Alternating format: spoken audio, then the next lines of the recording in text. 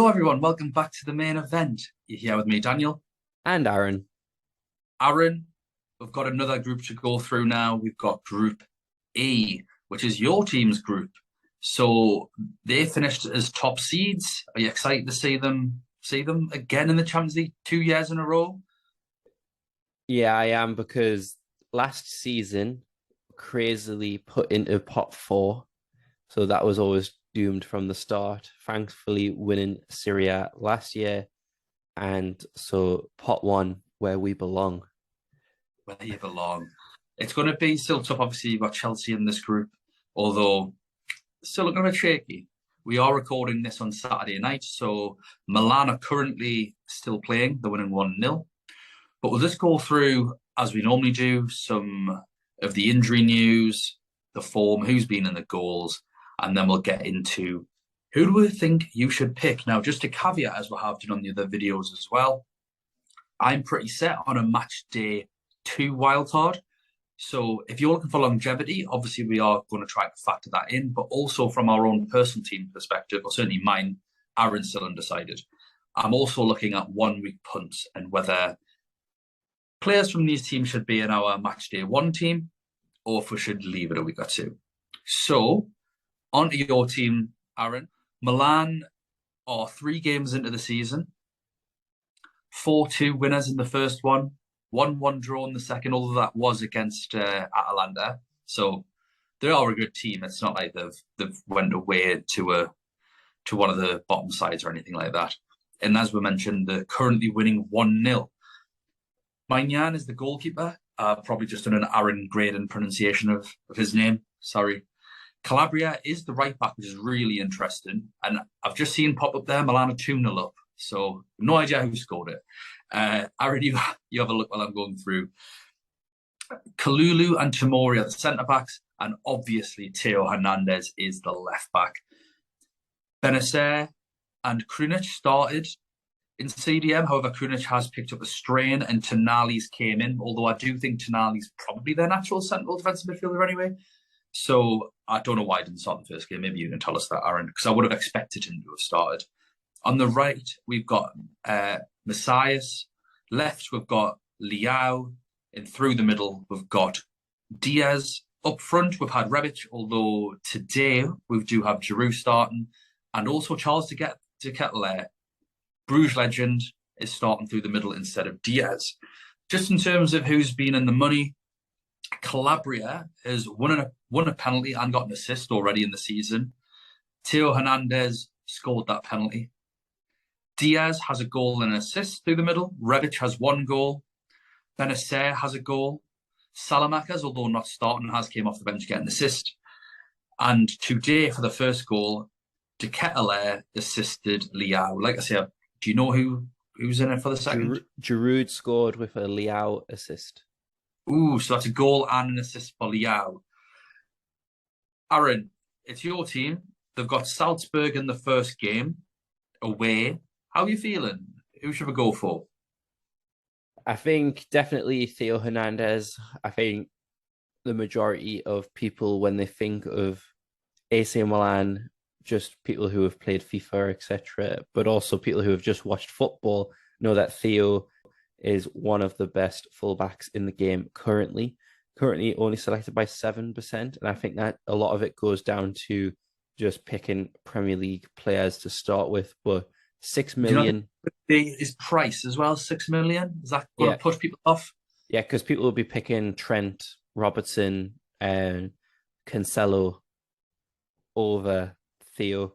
And I think Theo has one of the better groups as well. Probably only Chelsea is. I think they won't keep a clean sheet in either of the Chelsea games, but with just kind of as we discussed on the live stream, just with what Tuchel is doing to Reece James, I think that just allows Theo to get more attacking, which I think his potential and his ceiling goes up, especially if he's on penalties. I do think that Giroud will be the penalty taker if he's on the pitch, but it's hard to say because Giroud is like kind of the starting striker, but they looked really, really good with Rebic as well. They could use either of them, and I think it just depends on if Giroud stays fit. which he sometimes was in and out last season with injuries. So was Ibrahimovic as well, and he's out for this season. So I think the biggest thing is what is Leao going to be like? Because obviously Chelsea tried their hand at a transfer for him, put away under par bidding. And I don't know whether they did that to kind of negotiate almost like we're looking at a winger, we're going to bid for you. We're not going to get you first try. Okay, I'm going to bid for Leao just to show that we're looking elsewhere. And then the other team's like, no, wait. Here's like, we'll negotiate. So I don't know how serious them talks were, as we've seen in today's game, goal and assist, but also in last season, especially the end of last season and the start of this season, it just shows how attacking he is. He's got such a good relationship and just playing almost telepathically with Theo on the left side. So if there are teams where they're not great right-sided, or if there's any injuries, the ceiling for them two players goes up massively. In terms of the pricing for some of these other players, though, I mean, last season I kept banging the drum about Kessie. He didn't start the season well. He came off an injury, granted, and then had the Africa Cup of Nations. It was mostly when he came back from that tournament where he showed kind of that potential that I was kind of raving about to start off. But just in terms of the game, I think they've upped all the prices just being a pot one team. Tonali, I think, is too expensive because yes, he is a really, really good midfielder, but in terms of fantasy points, I don't think he has that much of a potential. Don't at me, Nick. But like some of these other players as well, like I just think 6.5 is too expensive for someone who you're going to try and get as a ball recovery player. Benacer Isn't Diaz 6.5? Is Diaz 6.5? Was he Diaz 7? 6.5, and Yeah. Nketiah is 7.5. So you'd rather go for Diaz, surely, if you are Yeah, going to be going for. Although Diaz isn't starting tonight, and apparently, according to Nick, Nketiah is putting on a show tonight. So maybe Diaz isn't even nailed, which is a bit of a concern. I said that in the last episode of the weekly updates, kind of the European roundup, where Diaz, he did played really, really well in that first game, but the Nketiah signing didn't happen for that game yet. Took him off, and he just in the second game took him off against Atalanta, and the goal was created just because of Nketiah's influence. Looked really, really good. Kept his place. Got an assist today. I think if you're looking for a midfielder for ball recoveries, Tonali is good, but I'll probably say Benacer is probably the better option. How much is Benacer? 6. Messias is 5.5 as the right winger, but he missed so many chances against Atalanta. It's probably not worth that money, and they are still looking to get a right winger. I don't know what's happening with the whole Ziyech transfer. AC Milan were the front runners, but then they've given up on it. So I don't know what's happening with that. But they are still looking to bring in a right winger. So we'll see kind of who they sign and how quickly he gets played in the team. Aaron, the player that I want to talk about before we move on is Calabria. What's his price? Great question. I think it is 5. It's 4.5. Or Is it 5? I'm double checking. I think it was 5 off the top of my head. Yeah, 5. Is he worth it? I mean, he was pretty much the starting right back at the end of last season as well. Florenzi does come off the bench quite a lot though. So Okay. there is the potential that obviously if he gets brought off at a certain time, that's a clean sheet banked. But he does get substituted for Florenzi quite a lot. I would probably play Calabria, although he obviously just fullbacks in nature will be more attacking than centre backs. But I think the ball recovery points from Kalulu probably outweigh that because I don't. AC Milan are a team built to attack down the left more so. I mean, they can play down the right because if they just defended through, they attack through the left every time. Bit like Man City, they want to attack down the left. Walker obviously often Yeah, took it when they're not playing the inverted fullback yeah, style, but exactly. you can still get forward occasionally. But I just think Kalulu's ball recovery potential outweighs Calabria's attacking potential. Okay, interesting. Same price. Are you going with any Milan players in your team? The Milan fan? Just Theo currently. I do think that Leao is a bit too expensive. And he is a forward on the game. So I think them forward spots are too precious. I mean, 8.5, it's not bad if you're looking for that third forward spot. But kind of as we said before, there's so many premiums to choose from. Do you want to have him in there and take up one of them spots? Yeah. No. So let's move on. We'll go on to Chelsea. So again, don't need to do too much about how they're playing. They play like a 5-2-2-1 sort of formation. They've had to sort of change the defence around a little bit. Most people know what's going on because of FPL, but they beat Everton 1-0 in the first game.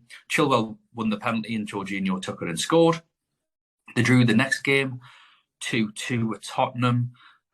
Reece James and Koulibaly scored, so the two defenders. Cucurella taking the corner for Koulibaly's assist, and Sterling got the assist for Reece James. They then got absolutely smashed off Leeds, 3-0. Nothing to talk about there. Koulibaly got sent off at the death. That had no effect on the game. It was already done. And then they won 2-1 today against Leicester with 10 men. Fair play to them. Conor Gallagher with the most ridiculous 2 yellow cards I've ever seen. Reece James with another assist. Cucurella with another assist.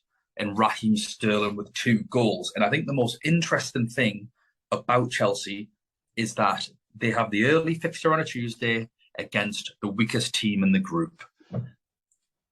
Big goal for Chelsea players. I know that they aren't great at the minute, but I think in Reece James and Raheem Sterling, you have 2 picks that you can trust. Because Sterling, like I say, Sterling's got 3 attacking returns, but he's had a couple of goals disallowed for minor offsides already. He's the only forward player that's looking like they should be playing for Chelsea. Havertz hasn't looked very good. Mount's been atrocious at the start of the season. And I just think against this team, you could have a real bit of joy. And again, early kickoff, we're going to know who's playing. And that's the good thing with Reece James, because I've got a feeling that Azpilicueta may play right-sided centre-back in this game and Reece James goes right wing-back. If he is, then I just think you have to have Reece James against Zagreb first day, early kickoff.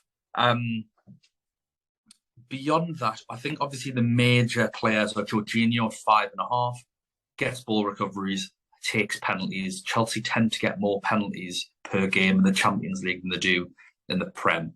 Don't know what's up with that. And Cucurella, 5 million.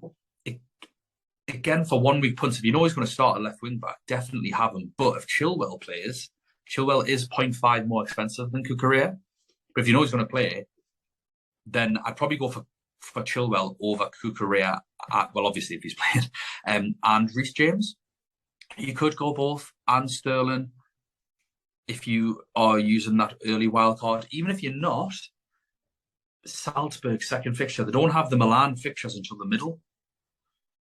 So you can have some of these players for a couple of weeks and then bin them off before the Milan game if you're not too sure. But the first Milan game is at home. It's at Stamford Bridge. Are you that scared? You could even limitless on match day 3 or 4, maybe limitless on 4 if you aren't early wildcarding when they go to Milan away. And then I think the Chelsea boys are good as long as you're just not messing around. I think it's between Jorginho, Sterling, James and Cucurella. Just pick 2 or 3 of them, 4 and wash your hands clean. You got any opinions on this? I think Sterling is a great shout for all the games. And I know I shouldn't say this about AC Milan, but just the fact that his pace is just frightening. And so, I mean, even when it was against Leeds, whenever they were trying to create something, it was always to Sterling. And his issue was that there was just no one helping him out, just from the highlights that I'd seen. So I think Sterling's a great shout. 9.5 midfielder. Not for that first game, really, really good. But then obviously we know the strength of Chelsea lies in the defence, especially from a fantasy point of view. So I think it's going to be interesting to see how much Fofana is priced at, because I don't think they're paying that much money to have him be a bench player. I think he's going to be the right-sided centre-back moving forwards. It's just how quick he's implemented into the team, knowing that he was kind of not attending training because he was on strike because he wanted this move. So he needs to get match fit. So we'll see how that goes. Koulibaly, flipping, every time I try and big him up, he always does something stupid like against Leeds. He is, if the Graydon curse was personified as a player, Koulibaly is that player. So that he's so frustrating, but he's good on his day. He's got a world against Tottenham, didn't he? So yeah, that's when I was like, yes, take that, you Rudiger fans. And then I think Rudiger's better than Koulibaly personally. And Team Rudiger. And then I don't know if I know we're not talking about Real Madrid, but did you see Rudiger's solo run the other day for Real Madrid? Not yet. From the edge of his own box, just dribbling it like just Class. Foot to foot, heel to heel, like going around players. Does a 1-2, but doesn't receive the pass back as he's alone in the box. And I was like, no, that could have been like an absolute amazing goal. Franz Beckenbauer. He's must unreal. Must be a German thing. Yeah, must be. Anyways, back on Chelsea. If Reece James if we see that he is playing as the right wing back, straight into the team. It's frightening not having him. I don't have him in FPL. Yeah, it's just frightening. Is there anyone else you're thinking about for Chelsea? I think a lot of people just in previous seasons have always went for Kante. As soon as they see that ball recovery points are a thing, they're instantly like Kante. They are the match, Kante. Yeah, he's always kind of one of the highest owned Chelsea players. Obviously, with his injury, it's a no-go. But even before that, I would say that he's just not. It's really unfortunate, but he's not covering the same ground. He's making a lot more fouls. He's always getting yellow cards. It's just unfortunate. And not that he's close to retiring or anything, but I don't think for 5.5, I would say Jorginho is probably a better shout just because of the penalties. Yeah. Moving on to Salzburg. So they've lost a couple of players, haven't they? They've lost Adeyemi and Christensen. How do you think they're going to get on? They're always fearless. They are not going to. They're not just going to lay down and just be absolutely hammered. Like they're good.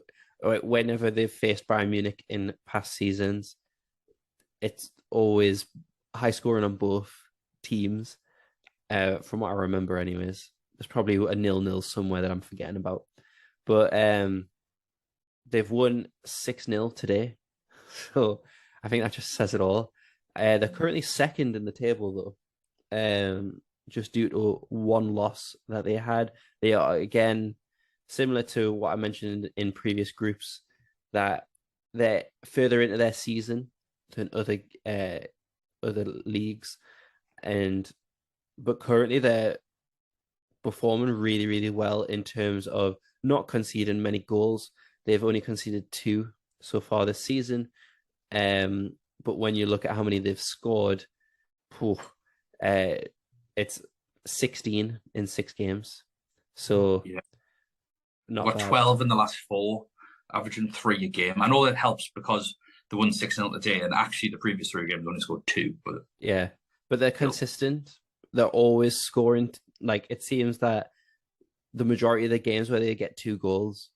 So just knowing AC Milan, they're probably going to score against AC Milan, especially when it's at Salzburg. So I don't know. I thought it. Oh, is it Salzburg? Yes, it is. That makes it more interesting.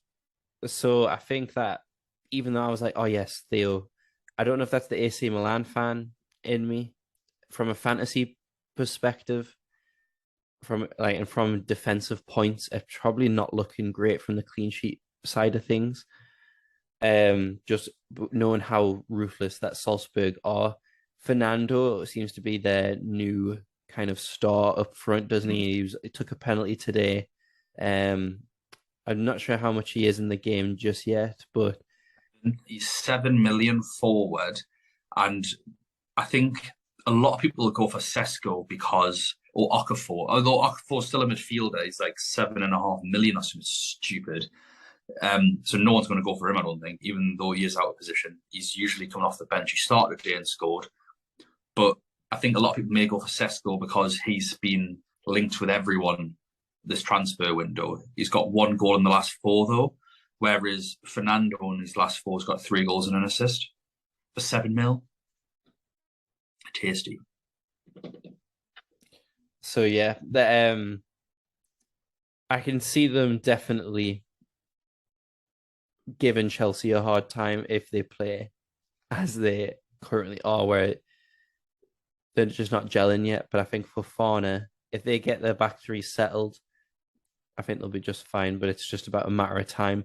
I mean, I think you said it in your FPL show that there's not many clean sheets at the start of the season.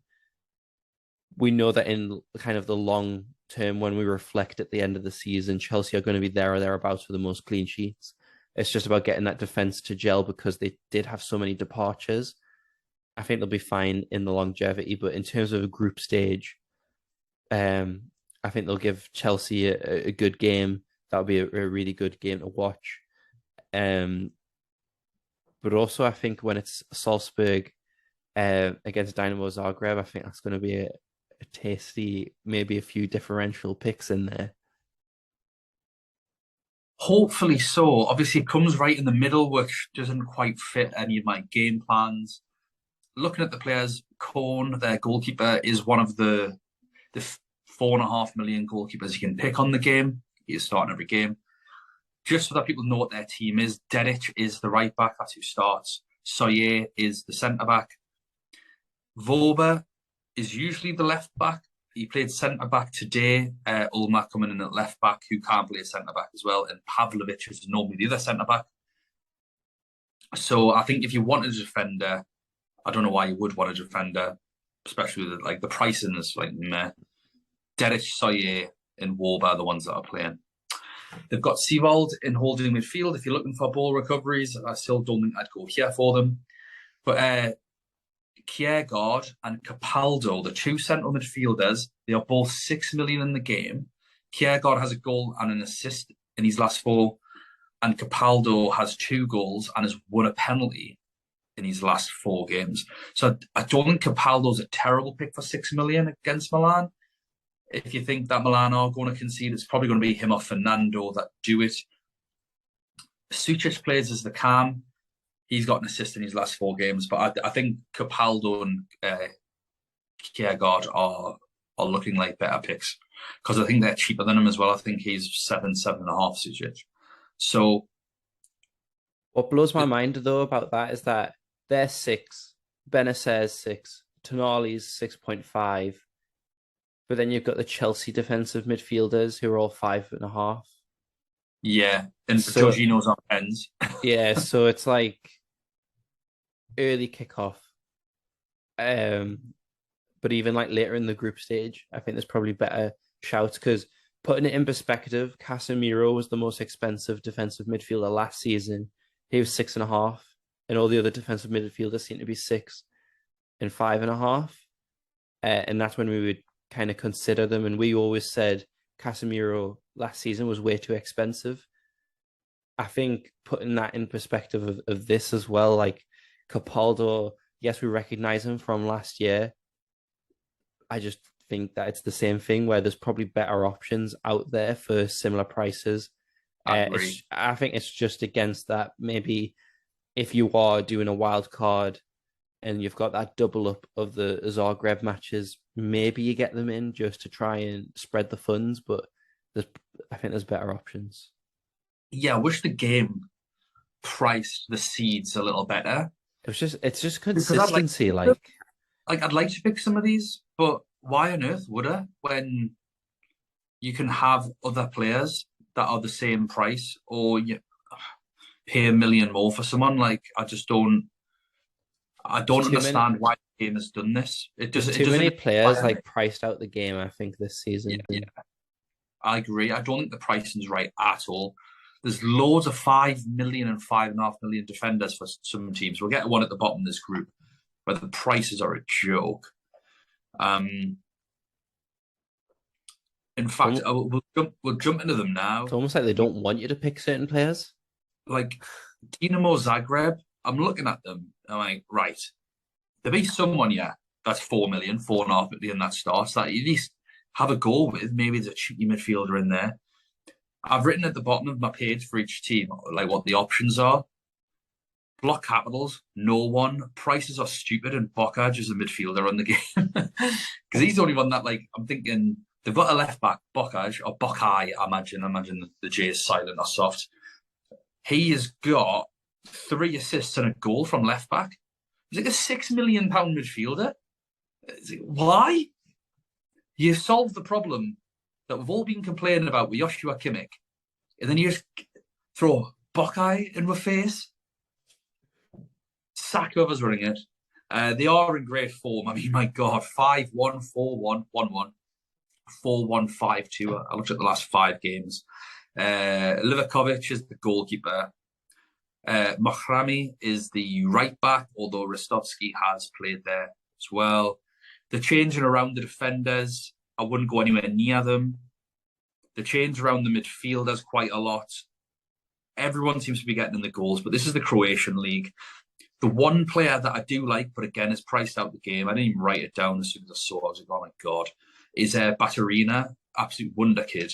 He plays central attacking midfield. He's played 3 games in the last 5, and in those 3 games, he's got 2 goals and an assist, and all of them came in different games. Osijek is a regular feature on the left-hand side. He has 3 goals. One of them was a pen, and he's got 2 assists as well. Even the strikers rotate between Petkovic and Dermic, although I do think Petkovic is the starting striker. He's got a goal and assist in the last 3. So I think if you're a YOLO manager, Osijek, Baturina, and I'd love to recommend that Bokai kid. Like, why wouldn't I, with what he's doing? And I was thinking, get in. This is going to be so juicy. I don't mind picking this guy at all. But he's a midfielder, totally pointless. For 6 million, I think confident he was 6 million. I didn't write down his price because I was just fuming. And then obviously the first 2 games are Chelsea at home and then Milan away. Not inspiring me at all. What about any thoughts on Zagreb? No, other than target the teams who plays them. I know that's probably really disrespectful, but it is disrespectful, Aaron. You should be ashamed of yourself. Consider myself ashamed. Okay, I'm unashamed now. I know with Dinamo Zagreb, it's going to be a tough place to go and play, Croatia. But I do think that's probably a beautiful place to go play as well. 100%. The amount of times I've suggested Croatia as a place to go on holiday. I mean, the Salzburg is a nice city, but you probably want to go just outside. Actually, to be fair, Zagreb, of all the places in Croatia, maybe not. Sorry for those that live in Zagreb. All of our Croatian listeners. I love Croatia. Love it. Zagreb least of all. So with in terms of the team, there's too many other options from other teams. It is a shame because you want to give each team its own equal thing, and we want to kind of do it balanced. But there are teams like this when the pricing is just so ridiculous, where you're kind of sorry, we're just gonna have to brush over this team. We're not going to be able to do it. And granted, we do talk about more teams than FPL content creators and stuff like that. But there are unfortunately teams where you just have to skip over and we can't read too much into their league and stuff like that. So I think Zagreb is going to be one of them. Obviously, if they prove us wrong, like Sheriff, and we all end up getting like a crazy player that's cheap. But at least they had cheap players. They had like a 4.5, 4 million left back that was doing it in the league. And you're, well, yeah, why? I'll take a Cristiano, I punt for think it 4 was. million. Yeah, Cristiano. Who cares? Yeah, I'll go for him. They had a 5.5 million. I think they had, is it Traore, Lucinda Traore, that had someone is a 5.5 million forward. And yeah, all right. I need a cheap forward. Like, there's ways to go, but the problem is, we mentioned it previously, they've all been priced out. They've totally been priced out, and it's a shame because I personally would actually really, like I said, like to pick Buckeye after just looking at this before getting everything together. Baturina was a player I was thinking, yes, I'd actually really like getting him so that I could watch the Zagreb games. Obviously, the fixtures have came out, they're not quite, meshed to a point where I think, oh, okay. But if he was cheap enough, he should be 6 mil. Mm-hmm. There shouldn't be a Zagreb player more than 6 million. Maybe Osijek at 6.5. Yeah, if they're the favourites to finish bottom of the group, I don't get why they're priced like that. So it's frustrating because obviously one of the reasons why we play the game is because it encourages us to watch more European football. It encourages us to pick players and enjoy these other games. That's why for any of our long listeners, or long-standing listeners, not people that are long, short listeners as well. We're not height list. They know that we love Bruges and Atalanta and these sorts of teams because of what they've been able to provide in terms of cheap picks, 4.5 million out of position Charles to Kettles, these sorts of things. Obviously, Robin Gosens and Hateboer is defender. I think it's starting off at 5 million defenders when they never played in defence in their life. These little things, these little quirks were great, and I just think the UEFA Towers for the gaming hub don't want us to have any fun. Never mind. Anything more in this group? Not nothing to add compared to what I said on the stream and stuff like that. Come on, Milan. Yeah. Is Forza Milan, is that a saying? Is that something that you use that say? In my great Italian accent as well. Forza Salzburg. Oh. Not really. I don't think I'll be having any players. Maybe one. Oh, who knows? Nah, probably not, just because of the prices. But if you've stuck with us for this long, thank you so much. Hopefully it's been of help. We will be back with all the other group previews as well. Please don't forget to like and subscribe. We are the main event, and you'll find us on Twitter at UCL Fantasy Pod. We have Linktree on there, so you can find out everywhere that we are. But if you are wondering, it's Spotify, Apple Podcasts, Google Podcasts, and YouTube if you're looking at us right now. We'll see you for the next one. Thank you very much. Bye now.